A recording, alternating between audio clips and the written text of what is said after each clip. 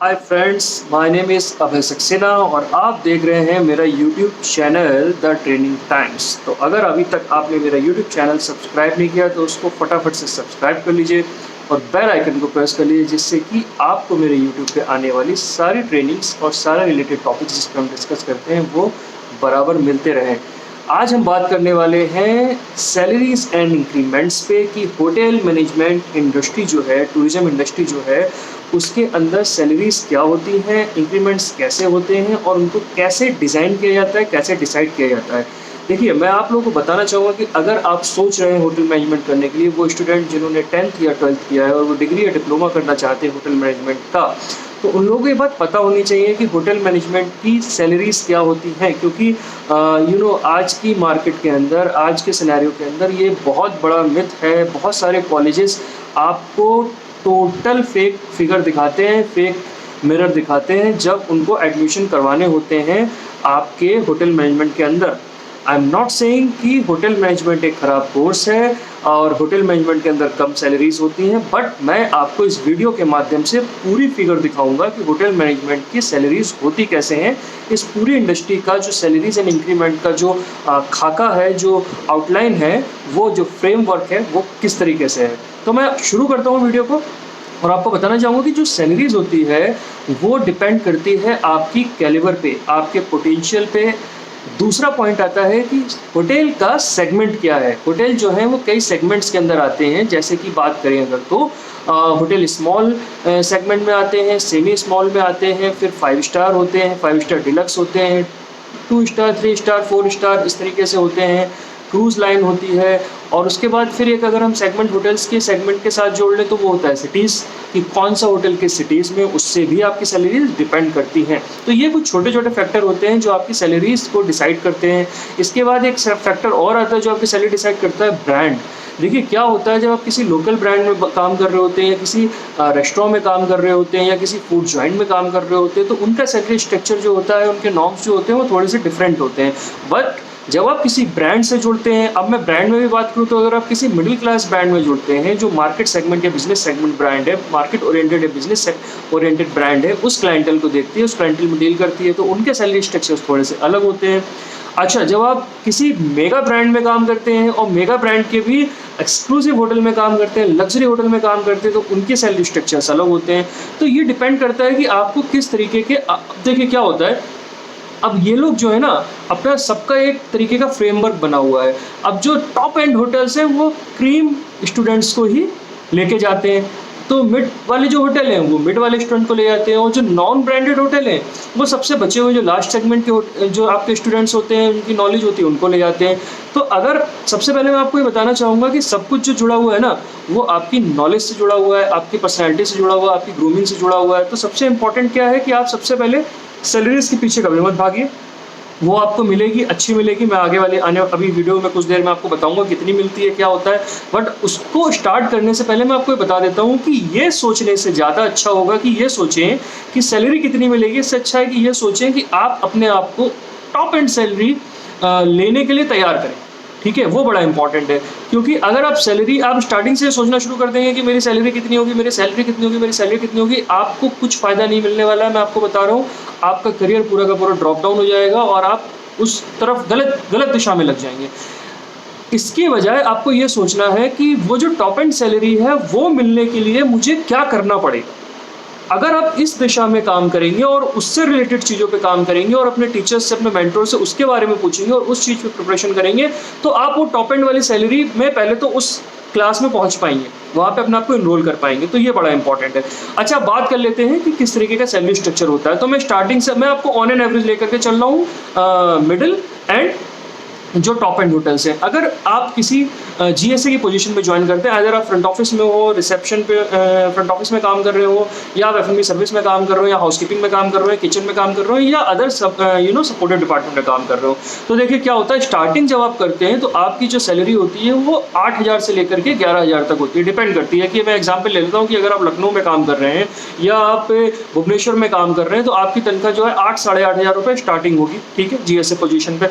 अगर आप दिल्ली, मुंबई, बैंगलोर, किसी भी मेट्रो सिटी या ए क्लास सिटी में काम काम कर रहे हैं तो यही जो सैलरी होगी आपकी 11 से 12,000 होगी, बट वहाँ पे खर्चे भी उतने होंगे। तो ऑन एन एवरेज जो स्लैब है वो स्टार्टिंग का 8,000 से लेकर के 8,500 से लेकर के 12,500 तक है। ठीक है, नंबर 1।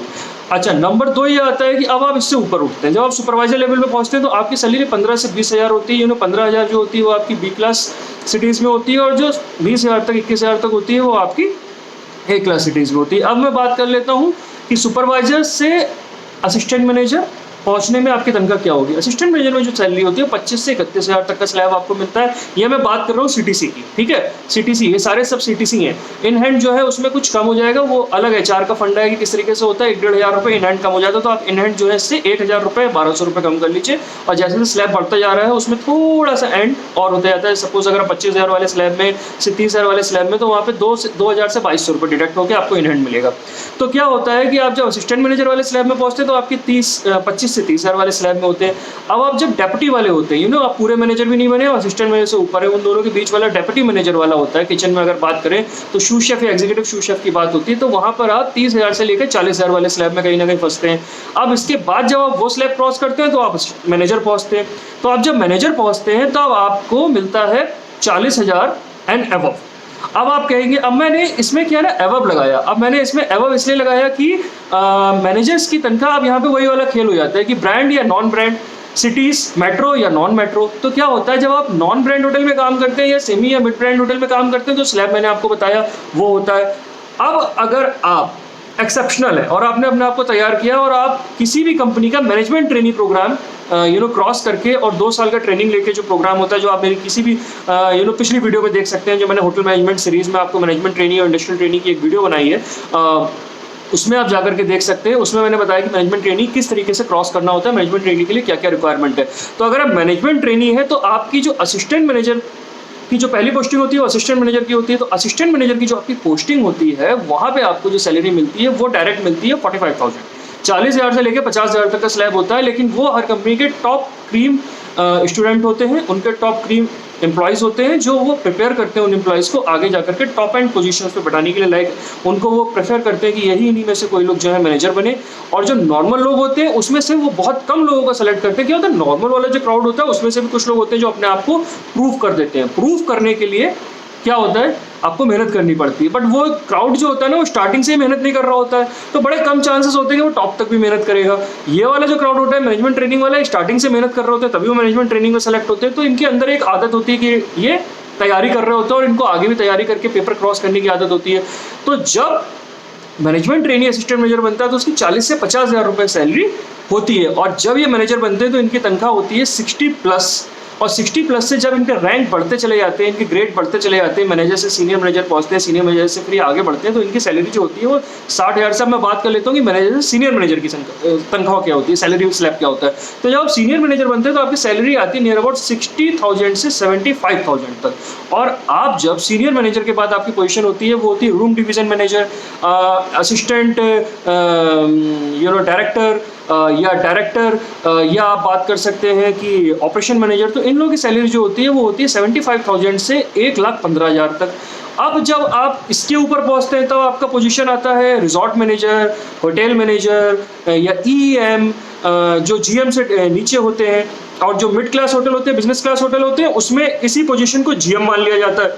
ठीक है, वहाँ पे GM EM वगैरह ये वाला कॉन्सेप्ट, ऑपरेशन मैनेजर वाला कॉन्सेप्ट जो होता है इक्विवेलेंट टू GM होता है, और वही लोग होटल को रन कर रहे होते हैं। बट ग्रैंड होटल जो होते हैं, एक्सक्लूसिव होटल, रिजर्व होटल होते हैं, उसमें GM भी होते हैं और उनके नीचे EM, ऑपरेशन मैनेजर या होटल मैनेजर या रिजॉर्ट मैनेजर भी होते हैं। फॉरेन में यही कल्चर चलता है। तो उसमें क्या होता है कि आपको जो सैलरी दी जाती है, जो GM से नीचे वाली पोजीशन मैंने आपको बताया, EM या रिजॉर्ट मैनेजर, होटल मैनेजमेंट वाली, उसमें आपकी सैलरी जो होती है वो होती है 1 लाख रुपए से लेकर 1,35,000, 1,40,000 तक, 1.5 लाख तक।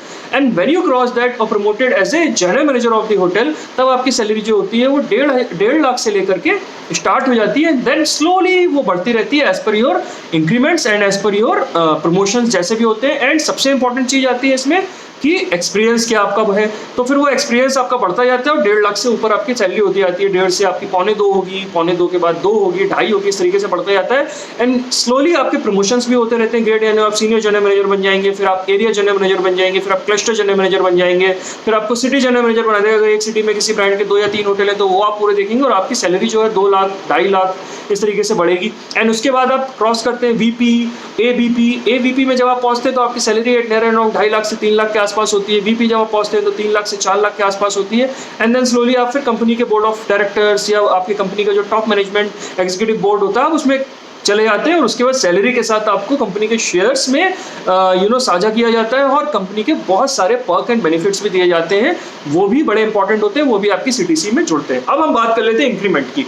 तो इंक्रीमेंट में मैं आपको दोस्तों बताना चाहूँगा कि सबसे इंपॉर्टेंट क्या है। अब हर एम्प्लॉय की ये मैसेज है मेरा सारे होटल मैनेजमेंट के स्टूडेंट के लिए और होटल मैनेजमेंट के जो एम्प्लॉयज़ है।